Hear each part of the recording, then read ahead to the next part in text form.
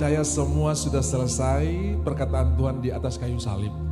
Penyakitmu sudah selesai, dan Roma 5 ayat 17 berkata, ketika kita mengenal kasih karunia Tuhan, maka kita akan hidup dan berkuasa. Semua katakan hidup dan berkuasa. Kalau saudara berkuasa, maka dosa tidak berkuasa, kecanduan tidak berkuasa, pornografi tidak berkuasa, penyakit tidak berkuasa, bahkan iblis tidak berkuasa atas hidup saudara. Amin. Nah, saudara-saudara, saya sudah sempat berkhotbah beberapa waktu yang lalu tentang bagaimana Tuhan menguduskan sorga, ya. Waktu dia bangkit dari antara orang mati, ada perempuan yang ingin datang menyembah dia. Jangan dulu sentuh aku sebab saya belum naik ke sorga untuk bawa darah perjanjian atau darah yang telah menyucikan kita semua. Lalu saudara bertanya, loh kok ada yang perlu disucikan di sorga? Seolah-olah di sorga tidak ada yang kudus. Nah, saudara tahu di dalam kitab Ayub, iblis masih punya tempat di sorga. Dia berkeliling dunia. Tuhan bertanya, dari mana engkau? Lagi misi keliling dunia. Kau sudah lihat hambaku Ayub? Iya, karena kau berikan pagar buat dia. Oke, nyawanya tidak boleh kau sentuh. Semua yang ada dia punya ambil. Nah, jadi iblis itu masih keluar masuk di sana. Lalu Alkitab tulis di dalam Wahyu pasalnya yang ke-11 ayat 12 dikatakan bahwa si pendakwa itu telah dilemparkan, ya. Jadi dulu tempatnya ada di sorga, tapi telah Yesus mati dia dilemparkan, dan tempat di mana dia pernah duduk atau pernah berdiri di sorga itu yang dipercikan Tuhan dengan darahnya.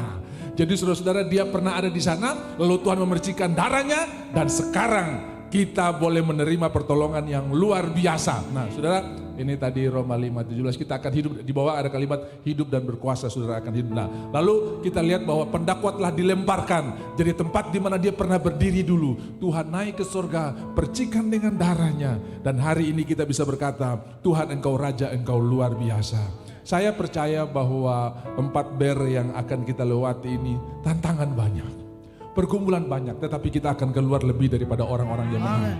Saudara, jangan fokus pada perbuatanmu, tapi fokus pada perbuatan Tuhan. Apa yang dikerjakan di kayu salib, itu perbuatan Tuhan yang luar biasa dan tidak ada yang perlu ditambahkan. Semua bahkan dia bayar lebih. Kalau ada orang yang mencuri harus kembalikan tambah 20%. Ya, dan saudara tahu Tuhan membayar lebih dari apa yang kita butuhkan. Di dalam perjanjian lama, penghukuman lebih besar daripada korban. Tapi dalam perjanjian baru, korban lebih besar daripada penghukuman. Ketika Elia membuat mezbah di atas gunung Karmel, dia taruh persembahan di atasnya dengan 12 buyung air, sampai parit-parit penuh dengan air. Lalu ketika api turun, saudara-saudara, harusnya api turun bakar orang-orang yang kurang ngajar itu, ya, bakar orang-orang berdosa. Tidak, tapi api Tuhan turun bakar korban yang di atas itu. Harusnya api Tuhan turun bakar kita semua, tapi api Tuhan turun bakar Yesus di atas kayu salib yang murkanya ditaruh di sana. Lalu sudah lihat perbedaan perjanjian lama dan perjanjian baru. Di dalam perjanjian lama ketika api Tuhan turun, Alkitab tulis air kering, mezbah-mezbah habis semua. Hari ini kalau sudah pergi ke gunung Karmel, jangan tanya sama guide orang Yahudi, mana batu yang pernah disusun oleh Elia untuk bikin korban. Semua jadi abu, saudara, gak ada sisanya lagi. Jadi di dalam perjanjian lama, korban dan penghakiman lebih besar penghukuman, saudara, ya. Karena tidak ada sisa. Tapi dalam perjanjian baru sudah tahu, begitu Yesus berkata sudah selesai, tubuhnya masih ada, saudara, ya. Artinya dia bayar lebih daripada apa yang menjadi bagian kita. Itu sebabnya Paulus berkata, terpujilah Tuhan kita yang menjawab jauh lebih banyak daripada yang kita pinta dan pohonkan. Orang Israel ketika tidak ada air, ketika mereka bertemu dengan air yang tidak bisa diminum, air yang pahit, marah namanya. Lalu Tuhan berkata kepada Musa, ambil kayu lemparkan. Ini bicara tentang salib yang mengubah hidup yang pahit menjadi hidup yang menjadi berkat. Saudara tahu, jadi air tawar saja sudah haleluya, bisa diminum. Tapi ini jadi air yang manis, lebih daripada apa yang mereka pinta dan pohonkan. Tinggal celup teh jadi teh manis, tinggal taruh kopi jadi kopi manis, saudara, ya. Jadi lebih daripada apa yang mereka pinta dan pohonkan. Saya berdoa, saudara akan menerima lebih daripada apa yang saudara pinta dan pohonkan di sisa tahun ini. Tuhan kita Tuhan yang luar biasa. Mari pegang, ambil roti, kita bangkit berdiri bersama-sama. Saudara bisa capture ini bulan baru saya, ya, di mana saya bertemu dengan Tuhan di rumah Tuhan. Kita pegang roti, saya percaya mata saudara akan dibukakan.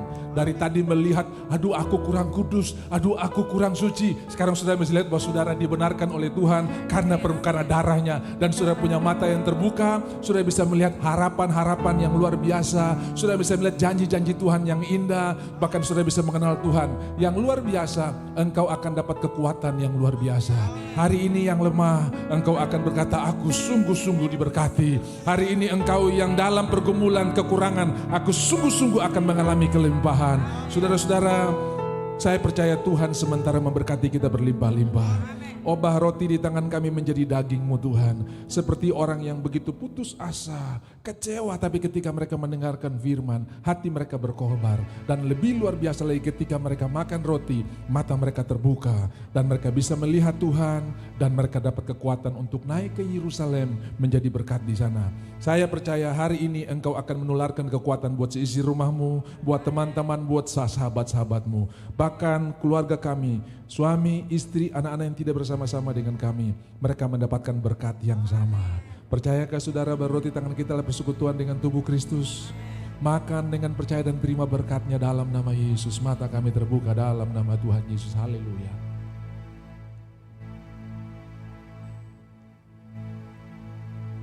Terima kasih Tuhan, terima kasih. Kami tertawa akan hari esok kami tertawa akan masa depan kami. Tuhan, di mana darah-Mu tercurah terorak, di sana ada belas kasihan. Akses kematian berhenti dalam kehidupan kami. Ketika ada tanda darah di ambang pintu orang Israel, maka maut tidak lagi punya akses ke dalam rumah itu. Kami percaya yang adalah kehidupan yang datang, berkat yang datang. Tuhan, kami percaya di dalam darah ada nyawa, dan mulai hari ini seterusnya kami punya pikiran Kristus, kami punya perasaan Kristus, dan kami punya kehendak Kristus. Di dalam nama Tuhan Yesus, kalau ada yang sakit hari ini sembuh oleh bilur-bilur Yesus, kanker, miom, kista, gejala-gejala awal yang sudah diprediksi oleh dokter, hari ini firman Tuhan berkata sudah selesai. Hari ini sudah selesai. Kuramaya sekataka ya ralamasandu. Dalam nama Tuhan Yesus, bahkan kami angkat cawan ini buat keluarga kami, papa, mama kami yang masih hidup, orang tua kami, ipar kami yang lagi terbaring di rumah sakit. Tuhan, Engkau menyembuhkan mereka. Aku percaya kuasa Tuhan sanggup menjamah dimanapun mereka berada. Percayakah saudara bahwa anggur tang kita bersekutuan dengan darah Yesus? Kami minum dengan percaya dan terima berkatnya dalam nama Yesus. Haleluya. Terima kasih Tuhan Yesus, terima kasih. Kami menerima kemenangan, kami bukan melihat tapi mengalami mujizat. Kami bukan melihat tapi kami menikmati kuasa Tuhan. Di dalam nama Tuhan Yesus, bulan September, bulan Oktober, November, Desember, 4 ini akan diwarnai dengan berkat Tuhan. Dalam nama Yesus, yang percaya katakan amin. Terima kasih Tuhan Yesus, kami sudah sehat, kami sudah disembuhkan, kami sudah dilepaskan. Haleluya, yang percaya katakan amin. Tuhan memberkati, silakan duduk, shalom. Puji Tuhan, selamat masuki bulan baru ya. Saya percaya bahwa Tuhan punya jawaban untuk semua pergumulan kita. Dan jawabannya Dia kadang-kadang tidak sama dengan pikiran kita. Jawabannya Dia kadang-kadang berbeda dengan apa yang kita mau. Tadi pagi ketika saya berdoa, Tuhan, segarkan kami semua dengan kebenaran firman-Mu. Tiba-tiba Tuhan ingatkan saya untuk menyampaikan satu kisah ini, biar saudara bisa menyimak dengan baik. Ada banyak saudara yang sementara bergumul dengan orang-orang yang begitu menjengkelkan dalam hidup saudara. Dan kalau itu orang luar, saudara masih bisa melewati menjalani hidup ini dengan baik. Tapi karena itu orang yang dekat, orang dalam saudara ya, orang yang selama ini bergaul dengan saudara, tiba-tiba mereka berubah menjadi orang yang menghalangi karir saudara, mereka menjadi orang yang mencemooh saudara. Nah, bagaimana sikap kita? Lalu saudara mulai berdoa begini, aduh rasanya saya minta kalau ada sayap saya mau terbang aja, pergi ke tempat yang aman, lari dari masalah ini. Masalah bukan untuk dihindari, tapi untuk dihadapi saudara ya. Dan saudara percaya ketika engkau menghadapi masalah, ketika engkau melewati masalah, ada banyak berkat yang Tuhan siapkan di dalamnya. Salah satu berkat yang saya, orang Ibrani berhadapan dengan patung yang harus disembah, sementara mereka punya komitmen hanya menyembah Tuhan. Lalu Raja Nebukadnezar berkata begini, setiap kali kamu mendengar bunyi musik ini, semua harus sujud menyembah, tetapi ada 3 orang Ibrani yang tidak menyembah. Nah saudara, mereka orang penting di dalam pemerintahan, mereka adalah orang-orang yang punya posisi dalam pemerintahan. Karena itu mereka dikasih kesempatan, kalau rakyat, tapi karena mereka orang penting dikasih kesempatan, karena orang melaporkan kepada raja ada 3 orang Ibrani yang tidak menyembah patung yang Tuhanku bangun. Saudara-saudara, begitu raja memanggil mereka dan bertanya, benarkah itu? Ya, kami akan menyembah Tuhan. Lalu raja berkata begini, saya kasih kamu kesempatan sekali lagi. Kalau kamu tidak menyembah, maka dapur api telah dipanaskan 7 kali dan kamu akan dilemparkan ke dalam dapur api yang dipanaskan 7 kali itu. Saudara, mereka berkata begini, Tuhan akan menolong kami. Saudara, apa yang engkau bicarakan tiap kali, tiap hari, apa yang engkau bicarakan tiap pagi, Tuhan pasti akan menolong saya. Jangan bicara begini, aduh masalah ini besar, aduh ini pilihan sulit sekali, aduh gimana ini ya. Saudara, berhenti dengan lagu yang tadi, mulai nyanyikan kebesaran Tuhan. Tuhan pasti akan menolong saya. Ya, hari ini jatuh tempo, Tuhan pasti akan tolong saya ya. 2 minggu lalu kan, detik terakhir, eksekusi berubah menjadi promosi. Ya toh, bukan 1 minggu, bukan 1 hari, detik saja, tinggal detik saja. Tinggal lapor Pak, izin mau gantung Mordekai. Berubah menjadi promosi, tinggal ngomong itu saja. Berubah, itu sudah bisa lihat detik terakhir. Jadi saudara-saudara, kalau ada di antara saudara yang di kantor jadi pemain cadangan, bersukacitalah. Sebentar lagi Tuhan akan buat perkara yang luar biasa. Daud itu pemain cadangan, selama dia masih ada saya pernah dikirim. Nanti kalau dia halangan, dia sakit, baru saya dipanggil sudah ya. Sudah tahu pemain cadangan itu kalau pemain inti kaki patah, engkel baru dia dikeluarkan. Kalau tidak, dia di cadangan terus. Saudara. Nah, saya tidak tahu mungkin ada saudara yang di kantor atau di mana tidak diperhitungkan, kakak adik di rumah mungkin saudara tidak diperhitungkan. Dengarkan, Tuhan akan pilih orang-orang yang tidak diperhitungkan ini untuk menjadi berkat. Makanya Tuhan berkata, ya pilih orang-orang sederhana untuk mempermalukan orang-orang yang hebat, saudara ya. Jadi Bapak Ibu bukan berarti kita langsung jadi bodok-bodok supaya dipilih Tuhan, tidak saudara ya. Ini keadaan dan kondisi yang bukan kita ciptakan, ya toh? Kan ini keadaan dan kondisi yang bukan Daud ciptakan, dia juga tidak ingin seperti begitu. Tetapi pada kenyataannya dia tidak diperhitungkan, dia tidak dimasukkan dalam nominasi untuk pemilihan raja hari itu. Dan kalau Samuel tidak bertanya, maka si Isai tidak akan ngomong kalau dia masih punya 1 anak lagi. Begitu didiskriminatif, ya, sangat-sangat disepelekan. Tetapi Tuhan melihat hati dan Tuhan melihat orang-orang yang disepelekan ini dan dia punya rencana yang luar biasa. Jadi berhentilah berbicara, aduh saya punya karir ini gak akan pernah naik selama dia masih jadi komandan atau menjadi pemimpin. Dengarkan, kau punya pemimpin itu Tuhan. Hari ini kita mau kenal Tuhan, bukan kenal siapa komandan kita. Aduh dia terlaku sekali. Bukan mau kenal direktur kita, tapi mengenal Tuhan kita. Dan Tuhan kita Tuhan yang bisa mengangkat dari yang tidak ada menjadi ada, dia bisa melakukannya. Dan terbukti kita hari ini, coba saudara ingat sejenak ke belakang, iya saya ini kalau ingat diri saya, saudara, saya ini enggak dari keluarga yang tidak terkenal, tidak punya apa-apa, tetapi Tuhan bisa mengangkat, bicara juga tidak tahu, komunikasi apalagi saudara ya, nol semua saudara ya, paling parah saudara, saya tidak bisa berkomunikasi dengan baik, tetapi Tuhan memberikan kasih karunia yang luar biasa, di mana banyak kekurangan di sana kasih karunia Tuhan melimpah. Saudara-saudara, apa yang terjadi dan Daud akhirnya dipilih menjadi raja. Orang-orang yang dicadangkan, biasa Tuhan punya mata dan perhatian tertuju buat orang-orang itu. Nah, lalu 3 orang Ibrani ini akhirnya memilih untuk tetap menyembah Tuhan dengan konsekuensi akan dimasukkan ke dalam dapur api. Setiap pilihan ada konsekuensinya. Ya, tapi saudara-saudara, mereka berkata begini, taruh kata Tuhan tidak tolong pun, kami tidak akan menyembah patung itu. Saudara jangan cuma ingat posisi yang sementara di dunia ini. Saudara juga punya posisi memerintah bersama-sama dengan Tuhan di sorga. Dan itu jauh lebih luar biasa. Makanya penderitaan ringan yang kamu alami sekarang ini tidak sebanding dengan kemuliaan kekal yang disiapkan oleh Tuhan yang luar biasa. Tepuk tangan buat Tuhan kita. Nah, jadi jangan cuma lihat yang sementara, lihatlah yang kekal. Dan saya percaya Tuhan juga turut bekerja untuk hal-hal yang sementara ini. Begitu mereka ambil keputusan, marahlah raja itu dan dia bilang kasih panas api atau tungku 7 kali. Saudara, algojo yang mengangkat mereka sebelum membuang mereka ke dalam dapur api sudah mati. Sudah saking panasnya api itu. Sebelum mereka dimasukkan, raja bilang ikat mereka. Jadi mereka diikat seperti mumi sudah ya. Diikat, kemudian diangkat, lalu dibuang ke dalam dapur api. 3-tiganya dibuang. Raja sangat terkejut. Kenapa? Karena ada 4 orang yang berjalan dengan bebas di dalam dapur api. Kabar baik hari ini, Tuhan tidak tunggu di luar persoalan saudara, tapi Dia bersama-sama saudara di dalam persoalan yang saudara hadapi. Oh, bisa tepuk tangan buat Tuhan kita.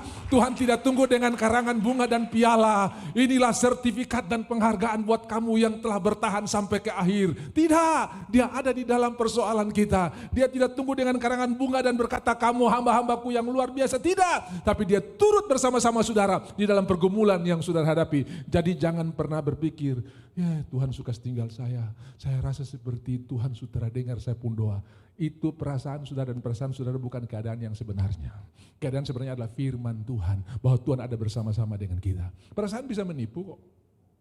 Saudara berlayar dari Serui sampai di Jayapura naik kapal, turun di Porasko, kau ada di tempat yang datar tapi kau rasa kayak miring-miring saudara ya. Kenapa? Hampir satu malam kau dapat ombak yang membuat kau jadi pusing. Itu cuma perasaan, tapi kau ada di solid ground ini, saudara ada di tanah yang rata tapi rasa kayak melayang-melayang. Kenapa? Karena baru habis diombang-ambingkan saudara ya. Gara-gara YouTube, gara-gara Google, kau jadi dapat ombak-ombak yang terlaku punya itu. Ya umur sekian kau harus hati-hati, makanya kau mabuk dengan barang itu. Datang di gereja firman Tuhan berkata, saya seperti melayang. Itu bukan perasaanmu, itu bukan keadaan yang sebenarnya. Keadaan yang sebenarnya adalah engkau diberkati oleh Tuhan. Engkau adalah orang yang dipilih oleh Tuhan, dan Tuhan sementara merancangkan yang luar biasa buat saudara. Itu yang sebenarnya. Jadi perasaan kadang-kadang bisa menipu saudara ya. Bisa bilang amin? Nah saudara-saudara, Tuhan ada bersama-sama dengan kita. Mungkin kita tidak lihat saudara ya, tapi Raja itu lihat. Loh, kita kan buang 3. Saya ini masih pintar berhitung loh. Ini ada 4 orang di dalam saudara ya. Kenapa 4? Bukan 3, padahal 3 yang kita buang. 1 seperti dewa. Kabar baik buat saudara, apapun pergumulan yang saudara hadapi sekarang, ada Tuhan di dalamnya.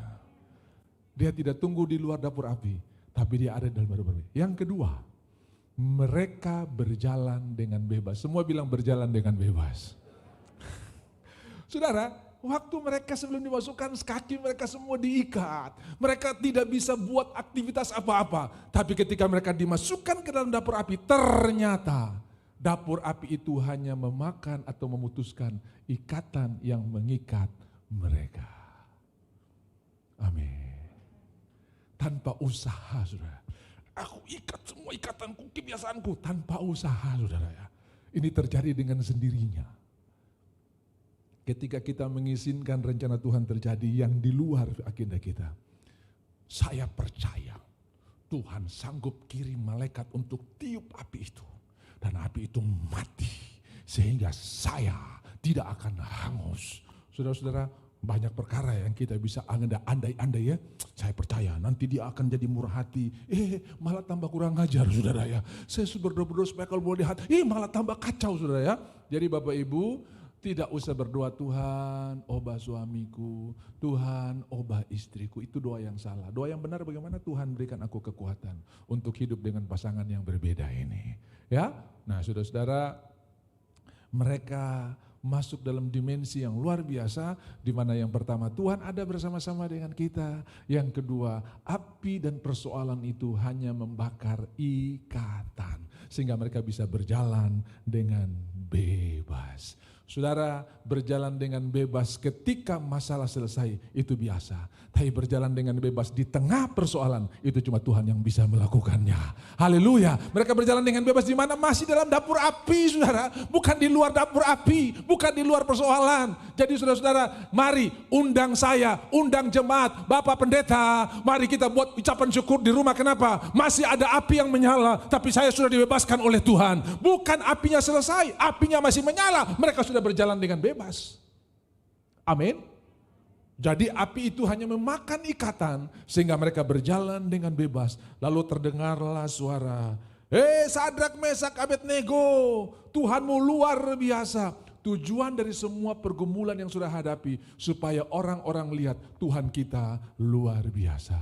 Bersediakah engkau menjadi berkat buat orang-orang dengan mengalami dan menerima pergumulan ini sebagai arena atau cara Tuhan bersaksi buat dunia bahwa Dia Tuhan yang luar biasa. Kalau saudara bersedia, saudara bisa akan mengalami hal-hal, herannya saya setia, saya ikut Tuhan, kok kenapa persoalan begitu banyak? Saya setia, saya melayani Tuhan, kok kenapa? Nah, saudara baca Yohanes pasal 11. Di Betani ada satu keluarga yang sangat dekat dengan Tuhan. Marta, Maria, dan Lazarus. Ada urusan atau tidak ada urusan, tiap kali lewat Betani pasti singgah di keluarga ini. Sehingga keluarga ini dijuluki keluarga yang dikasihi oleh Tuhan. Bahkan Lazarus dapat predikat sendiri, orang yang dikasihi Tuhan. Saudara, kalau dapat sertifikat ini, bahagianya luar biasa ya.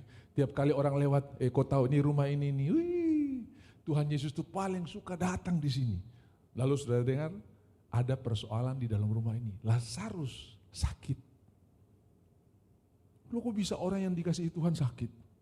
Loh kok bisa orang yang dicintai Tuhan sakit? Lebih baik saudara lihat ya, Yohanes pasal 11. Biar ini menjadi perenungan buat kita semua, bahwa Lazarus sebetulnya dipakai Tuhan untuk menjadi berkat buat satu Betani sebetulnya ya. Satu kota. Tuhan akan bawa kita jadi berkat dari rumah, yang kedua di lingkungan, yang ketiga satu kota atau satu kantor. Nah, lalu sudah bisa lihat di dalam ayatnya yang ketiga, dan Lazarus yang sakit itu adalah saudaranya. Sudah bisa lihat ada seorang yang sakit namanya Lazarus, dia tinggal di Betani, kampung Marta dan Maria. Ya, mereka pernah meminyaki kaki Tuhan. Reputasi mereka luar biasa.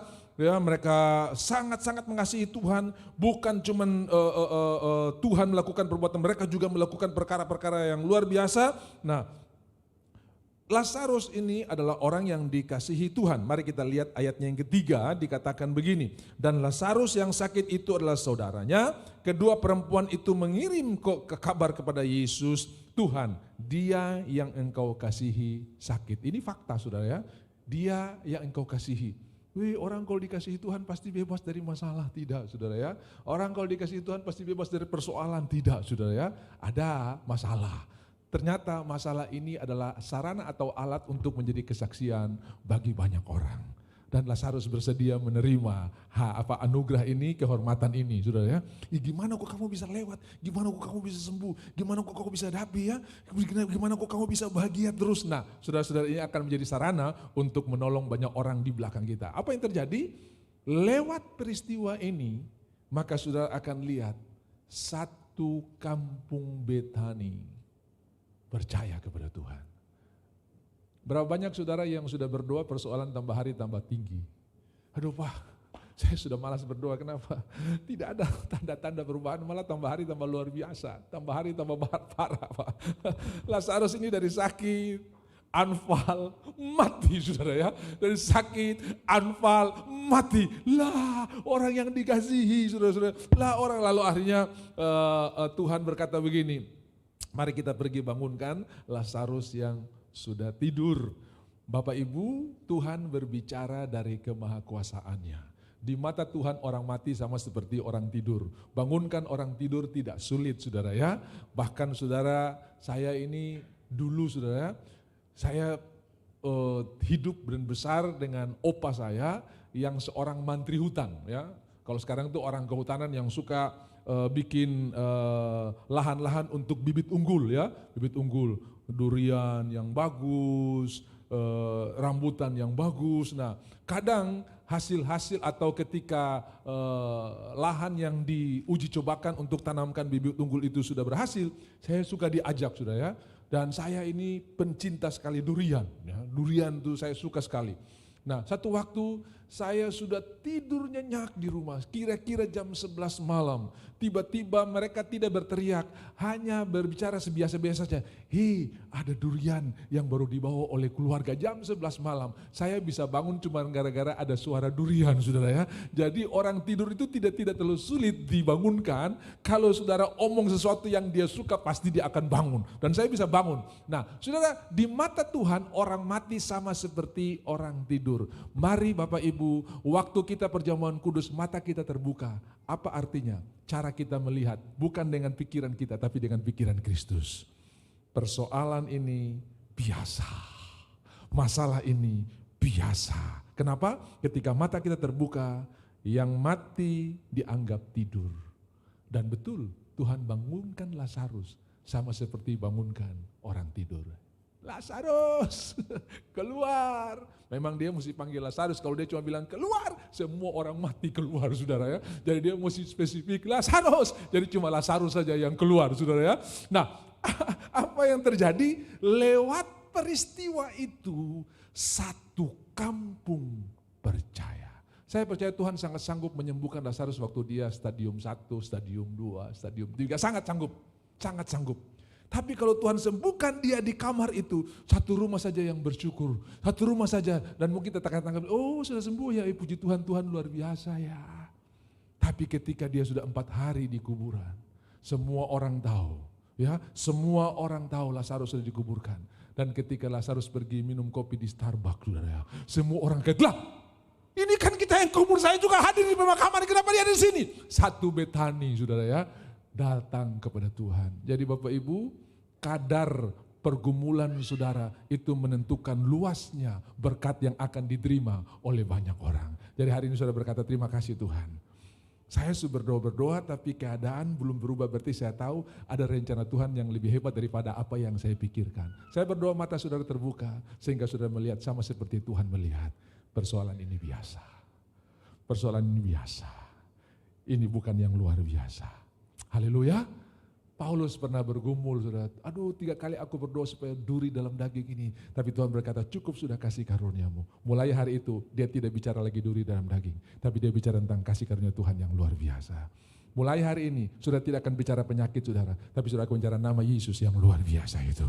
Yang akan menjadi berkat bagi banyak orang. Saudara, semua penyakit itu sebuah nama. Hasil diagnosa dokter sebuah nama. Tapi hari ini nama Yesus adalah nama di atas segala nama. Di atas penyakit saudara, di atas persoalan. Jadi mulai sekarang ini, terima kasih Tuhan. Engkau besar, engkau ajaib. Semua persoalan sudah selesai. Dan saya percaya kadar persoalan yang saya hadapi ini akan membuat nama Tuhan dipermuliakan. Dan bukan cuma orang percaya, orang-orang yang tidak percaya pun akan melihat. Ternyata kebutuhan itu luar biasa. Raja pun keluarkan dekret, Tuhannya Sadrak Mesak yang harus disembah di negara ini.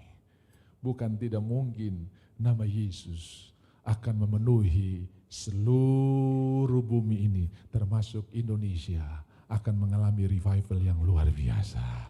Tepuk tangan buat Tuhan kita, Tuhan yang luar biasa. Ada persoalan benar, tapi Tuhan akan memakai itu untuk menjadi alat kemuliaannya. Nah, mari kita pergi ke Mazmur 55. Nah, saudara-saudara yang dikasih oleh Tuhan, Daud pernah mengalami situasi yang sangat tidak mengenakan. Saya tahu juga kita mengalami hal yang seperti begini, ya. Kalau musuh kita masih bisa, oke. Kalau orang luar, oke lah. Tapi engkau orang yang dekat, orang yang saya harapkan untuk bisa jadi penolong, yang saya harapkan untuk malah engkau bisa menjadi masalah dalam hidup saya. Nah, saudara-saudara, satu ketika papa daripada Daud yaitu Isai menyuruh dia untuk pergi membawa makanan kepada saudara-saudaranya yang ada di medan pertempuran, maka ini satu momen yang sangat langka bagi Daud dan dia mengambil momen ini dengan sukacita. Kenapa? Di pikirannya dia akan pergi melihat bagaimana tentara-tentaranya Tuhan akan mengalahkan musuh yang lari terbirit-birit karena berperang. Mereka berperang dengan nama Tuhan. Bagaimana Tuhan yang adalah panglima perang mereka akan membuat mereka mengalahkan musuh-musuh dengan luar biasa. Dan saudara, sepanjang jalan imajinasinya pasti ya, dia punya pikir pasti, waduh saya akan melihat pemandangan yang luar biasa di mana tentara-tentara Tuhan akan mengalahkan orang-orang Filistin, musuh-musuh yang selama ini membuat orang Israel hidup di dalam kehancuran. Oh, saya akan melihat pemandangan yang luar biasa, perbuatan Tuhan yang luar biasa. Apa yang terjadi begitu dia sampai di medan pertempuran? Keadaan yang dia bayangkan waktu di jalan berbeda dengan kenyataan yang dia lihat. Di mana semua orang lari bersembunyi, ketakutan. Lalu Daud bertanya, loh kenapa kamu bersembunyi? Mereka bilang, tuh lihat sana. Ternyata ada orang Filistin raksasa namanya Goliat yang menghina nama Tuhan. Lalu Daud berkata, siapa dia? Itu tentara, itu pahlawan. Berani sekali dia olok-olok ya tentara, barisan tentara Tuhan. Nah, saudara-saudara atau kakak-kakak daripada Daud ini dengar. Lalu mereka datang dan bilang, siapa suruh kau datang ke sini? Saudara bisa lihat, ini orang yang dibawaan ransum. Ini orang yang Daud oleh papanya suruh bawa ransum buat dia, malah berubah menjadi orang yang menekan dia. Pernahkah saudara mengalami orang yang saudara tolong tiba-tiba berbalik menyerang saudara? Daud pernah mengalaminya. Dan dia berkata, kalau orang lain aku masih bisa terima, tapi engkau, ini abang sendiri. Jadi Bapak Ibu yang sementara mengalami masalah keluarga, ini solusi terbaik. Ini saya tertahu nih tung kakak adik nih, cuma gara-gara tanah sepotong ini ketong jadi berkelahi semua ini. Maaf ya, saya cuma kasih contoh aja ya. Tapi kalau ada di antara saudara seperti begini ya, ini solusi Alkitab paling luar biasa saudara ya, paling luar biasa. Ya. Aduh, ini dulu kalau papa belum mati ini ketong aman-aman begitu mati ketong jadi berkelahi semua cuma gara-gara barang sepanggal ini nih. Cuma gara-gara satu rumah ini saudara, cuma gara-gara tanah sebidang ini. Nah itu seperti kira-kira seperti begitu saudara ya. Jadi Bapak Ibu yang dikasih oleh Tuhan, Tuhan tetap punya solusi yang luar biasa. Waktu Abraham kasih Lot pilih duluan, silakan kau ambil duluan. Saya percaya Abraham tidak pernah kehilangan ya. Malah dia dapatkan jauh lebih hebat daripada apa yang dia lepaskan saudara ya. Lepas aja saudara akan dapat jauh lebih hebat daripada itu.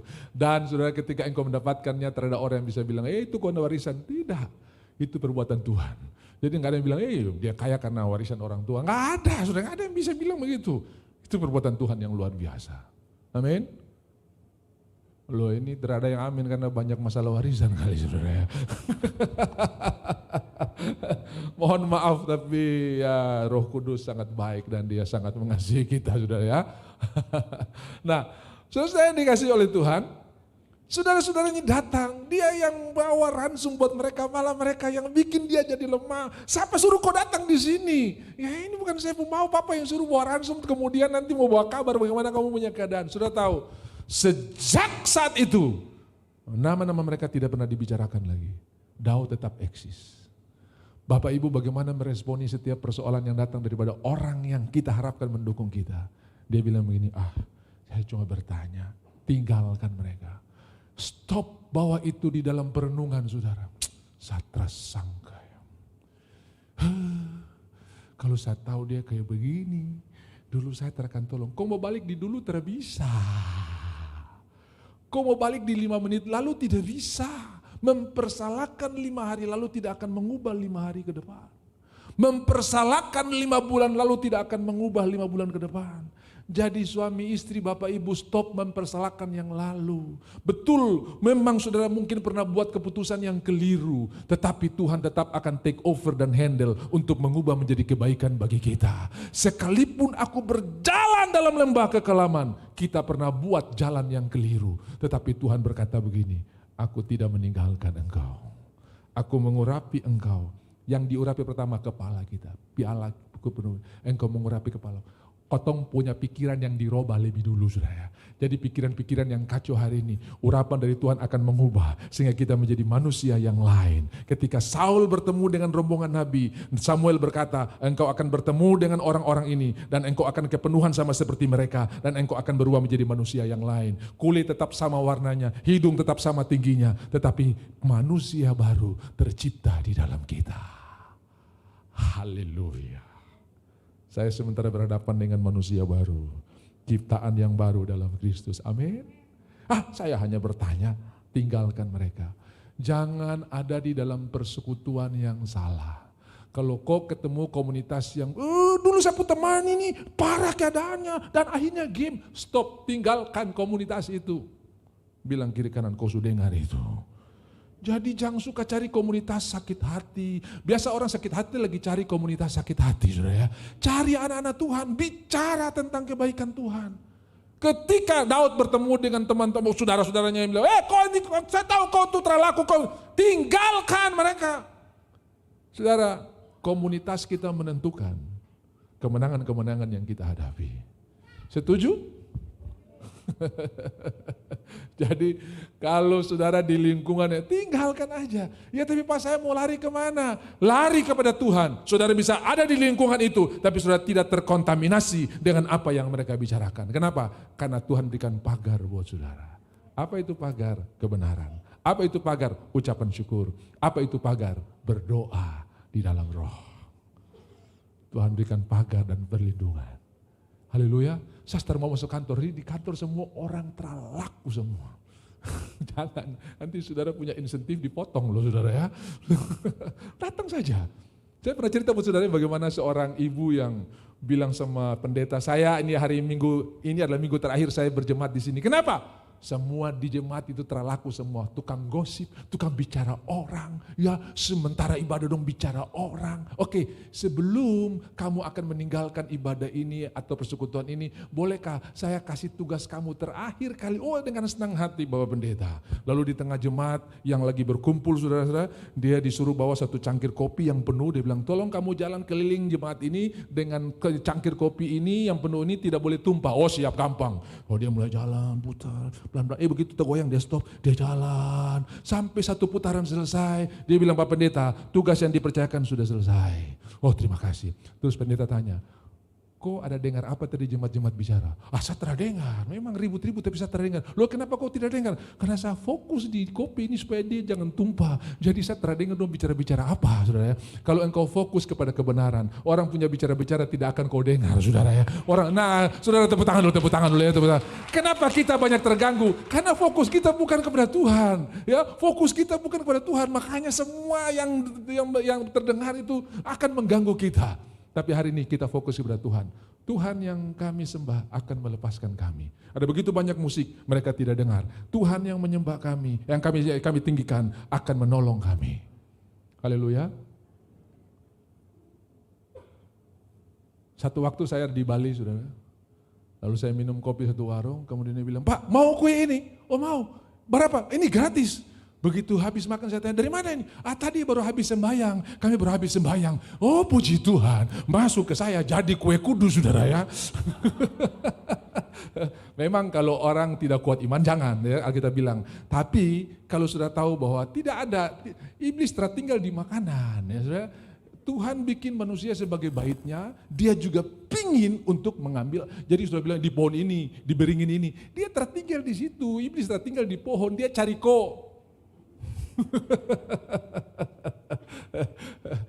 Amin.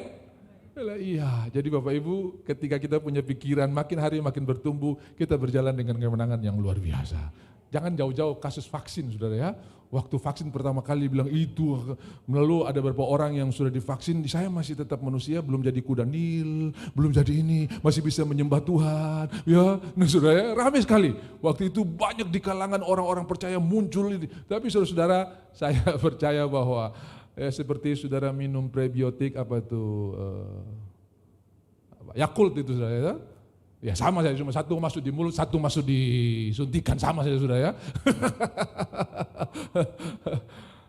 Ya puji Tuhan. Saya suka sekali nonton hal-hal, belajar hal-hal itu sudah ya. Bagaimana orang bikin yogurt, itu kan bakteri-bakteri yang dilemahkan semua dan oke, nanti itu bahan dasarnya juga dari susu sapi kalau saudara ya. Jadi dari buatan tangan Tuhan, karena kehidupan iblis tidak bisa buat. Bahkan di tulah yang ketiga nyamuk ya, nyamuk saja dia nggak bisa bikin, nyamuk. Dan dulu nyamuk saudara sebelum dosa, sebelum manusia jatuh ke dalam dosa, nyamuk itu iPod-nya Adam dan Hawa. Baca kitab Roma pasalnya yang ke-8. Segala makhluk menantikan saat anak-anak Allah dinyatakan. Artinya apa? Segala makhluk rindu kalau boleh sama seperti dulu di Taman Eden, saudara ya. Di Taman Eden itu nyamuk tidak makan darah. Nyamuk masih makan apa yang Tuhan bilang di dalam Kejadian 1 ayat 28, 29, 30. Kepada semua binatang kuberikan tumbuh-tumbuhan hijau menjadi makanannya. Singa masih makan rumput. Dan ketika kemuliaan Tuhan nyatakan dalam kerajaan 1000 tahun, anak-anak akan bermain dengan ular kobra dan harimau akan bermain dengan anak domba. Kenapa? Semua dikembalikan seperti Taman Eden, di mana singa makan rumput, tumbuh-tumbuhan hijau. Makanya Nuh bilang begini, Sem, Ham dan Yafet siap papa. Potong jerami banyak-banyak karena kita akan masukkan semua binatang pasang-pasangan. Kalau singa suka makan daging lapis nurata, saudara ya. Habis, saudara ya. Pola makan itu berubah sesudah air bah. Tapi sebelum itu semua masih sama, ya. Jadi nyamuk juga tidak makan darah saudara ya. Dan sudah tahu hari ini nyamuk berani bunyi mati dia. Picar ya. Dan dia bilang saya tak mau seperti begini, saya mau seperti Taman Eden dulu. Segala makhluk merindukan saat anak-anak Allah dinyatakan. Karena di Taman Eden nyamuk akan dipukul oleh Adam karena dia telah makan darah saudara ya. Jadi kalau Adam mau tidur muk ngumpul. Lalu nyamuk mulai kumpul kemudian mereka buat simfoni.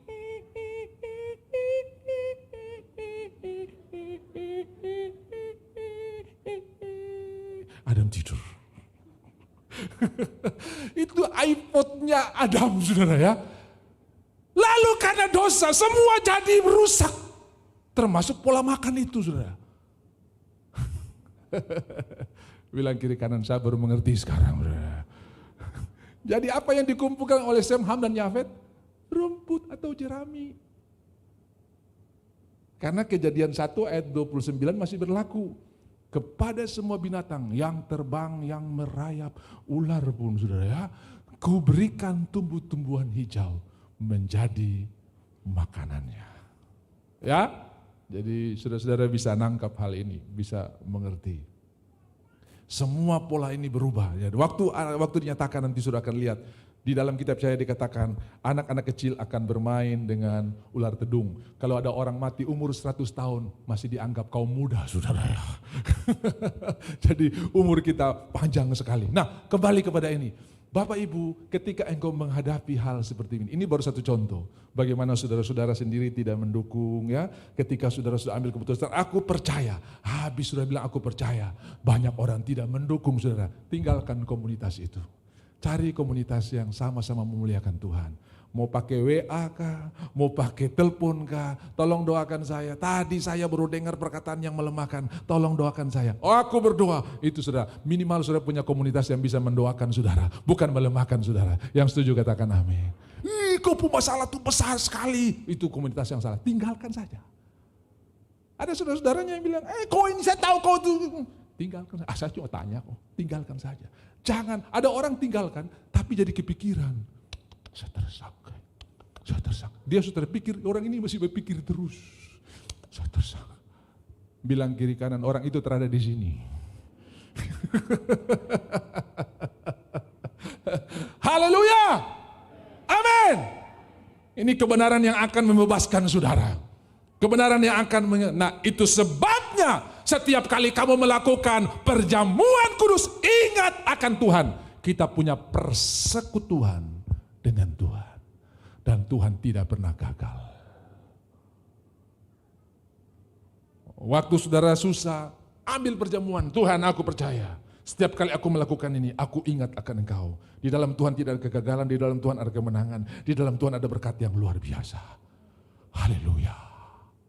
Apa yang aku lihat hanya sementara, yang tidak kelihatan kekal. Dan aku percaya, kalau mulai memuji Tuhan, menyanyi, haleluya. Tuhan akan buat musuh-musuh berperang dengan sendirinya. Apa itu penyembahan? Penyembahan adalah menerima apa yang Tuhan katakan dalam hidup kita dan mulai bersyukur. Bukan apa yang kita berikan. Marta memberikan buat Tuhan, Maria menerima dari Tuhan. Dan Tuhan berkata, ini yang terbaik. Jadi sudah mengerti penyembahan? Bukan memberikan, tapi menerima dari Tuhan. Itu bagian yang terbaik.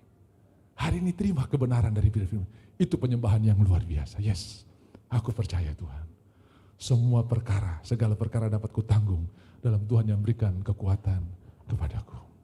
Engkau, saudaraku, temanku, orang kepercayaanku. Bahkan kita satu denominasi, kita satu KTP, sama-sama orang Kristen. Lalu Daud berkata begini. Ayatnya yang ke-13. Ayat yang ke-15. Kami yang bersama-sama bergaul dengan baik dan masuk rumah Allah di tengah-tengah keramaian. Biarlah maut menyergap mereka. Kadang kita berdoa, Tuhan, kalau boleh angkat dia sudah. Malah tambah berdoa tambah sehat dia, saudara ya. Saya tambah berdoa dia tambah sehat. Bukan itu doa kita. Saudara-saudara, ini yang paling terakhir sebelum saya berakhir. Tuhan akan kasih, saudara akan dapat banyak kesempatan untuk bisa melakukan apa yang saudara bisa anggap menyelesaikan persoalan. Ada beberapa kali Saul yang adalah bapa mertuanya dan juga adalah komandannya, Daud dapat kesempatan untuk membunuh Saul karena Saul ini berusaha untuk membunuh dia tanpa alasan yang jelas. Saya ini tertahu salah apa, tapi kenapa dong benci saya sekali. Saya ini tertahu salah apa, tapi dong cari-cari salah terus. Nah, Saudara, Daud pernah mengalami hal itu. Dan ada beberapa kesempatan di mana anak buahnya berkata, puji Tuhan, hari ini kebenaran firman Tuhan nyata bahwa Tuhan akan menyerahkan musuh-musuh dalam tangan Tuanku. Dan hari ini jelas terjadi. Daud, Tuhan sudah kirim musuhmu masuk ke dalam sarangmu. Hajar dia saja. Satu kali tikaman saya akan selesaikan. No, jangan. Berulang kali. Sampai satu waktu mereka tanya begini, Daud, kenapa ini orang yang bikin masalah dan kau sudah dapat kesempatan untuk bisa menghabisi dia, kenapa kau tidak habisi? Dia bilang begini, jangan tanganku yang melakukan, biar tangan Tuhan yang melakukannya. Haleluya. Dan benar saudara, di satu hari yang sama, Saul dan anak-anaknya mati di Gunung Gilboa. Dan Daud menyanyikan nyanyian, telah gugur pahlawan di Israel. Tuhan akan bawa kita sampai di mana kita bisa mengasihi orang yang pernah memusuhi kita dan mendoakan dia. Tidak ada yang punya kebahagiaan yang hebat selain kita melihat Tuhan dimuliakan dalam setiap langkah kita.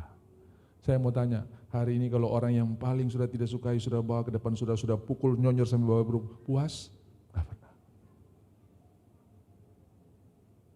Tapi kepuasan yang sejati datang ketika engkau berkata, Bapa, ampuni mereka, sebab mereka tidak tahu apa yang mereka perbuat. Itu yang dilakukan oleh Yesus. Dan Daud melakukan hal yang sama. Ada kesempatan-kesempatan yang sudah dimiliki, tapi pakailah kesempatan itu untuk Tuhan dimuliakan. Jangan tangan saya yang melakukan, biar tangan Tuhan yang mengerjakannya. Ada Tuhan di tengah-tengah kita, dan semua pergumulan kita, Tuhan ada di dalamnya.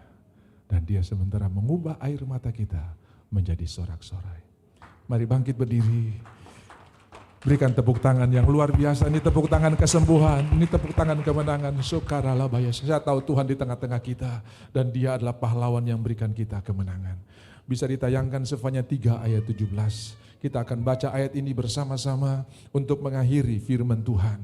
Sefanya 3 ayat 17, sudah ucapkan firman Tuhan ini bahwa Tuhan ada di tengah-tengah kita. Tuhan adalah pahlawan, artinya dia lebih giat. Dia lebih banyak bekerja daripada kita. Kita adalah anak-anaknya. Masuk Rus 3 seperti Bapa sayang kepada anak-anaknya. Dan saya percaya Bapa jauh lebih aktif daripada anak. Bapa jauh lebih proaktif. Bapa jauh lebih banyak bekerja daripada anak. Bahkan anak masih tidur, Bapa sudah bangun untuk menyiapkan apa yang diperlukan oleh anak-anaknya. Itulah Tuhan kita. Sefanya 3 ayat yang ke-17. Kalau saudara-saudara dapat, bisa katakan amin. Di Alkitab handphone saudara atau di Alkitab kertas di depan sudah ada. Mari kita baca sama-sama 1, 2, 3. Tuhan Allahmu ada di antaramu sebagai pahlawan yang memberi kemenangan. Ia bergirang karena engkau dengan sukacita. Ia membaharui engkau dalam kasih-Nya. Ia bersorak-sorai karena engkau dengan sorak-sorai. Dia ada di tengah-tengah kita. Yang kedua, dia ada di tengah kita sebagai pahlawan. Artinya dia lebih aktif daripada saudara. Yang ketiga, dia mengasihi kita. Coba ayatnya jangan dihilangkan. Dia tetap mengasihi kita. Dia memberikan kita kemenangan. Saudara, bukan engkau yang usahakan kemenangan, tapi Tuhan yang usahakan kemenangan. Dan dia bergirang. Hari ini Tuhan tidak marah dengan saudara. Tuhan sangat mengasihi saudara. Dia bergirang dengan saudara. Apa yang dia lihat dalam saudara adalah kebenaran. Apa yang dia lihat dalam hidup saudara adalah Kristus. Setiap penyembahan saudara sempurna sampai ke hadapan Bapa di sorga. Karena imam besar kita Kristus membuat itu menjadi indah sampai di hadapan Bapa di sorga. Dan dia bergirang karena engkau. Siapa itu orang-orang di Jayapura? Itulah orang-orang yang telah aku tebus dengan darahku. Begitu indah mereka punya penyembahan sampai ke hadapan Bapa. Semua penyembahan saudara indah di hadapan Tuhan. Dan setiap hari ia membaharui kita dalam kasih-Nya. Pikiran kita bertumbuh, iman kita bertumbuh, perasaan kita bertumbuh, dan kesehatan saudara juga bertumbuh ke arah yang luar biasa. Dan ia bersorak-sorai karena engkau dengan sorak-sorai. Dia bergirang dan dia bersorak-sorai. Tahukah saudara, sorga sementara membanggakan saudara, bukan karena saudara, tapi karena Kristus yang ada di dalam saudara. Dan setiap kali saudara berdoa, doa saudara adalah doa yang sangat indah. Penyembahan saudara sampai ke hadirat Tuhan sangat luar biasa. Haleluya, Tuhan engkau dahsyat, engkau ajaib, engkau dahsyat, engkau luar biasa. Hari ini kami berkata, engkau ajaib dan engkau luar biasa.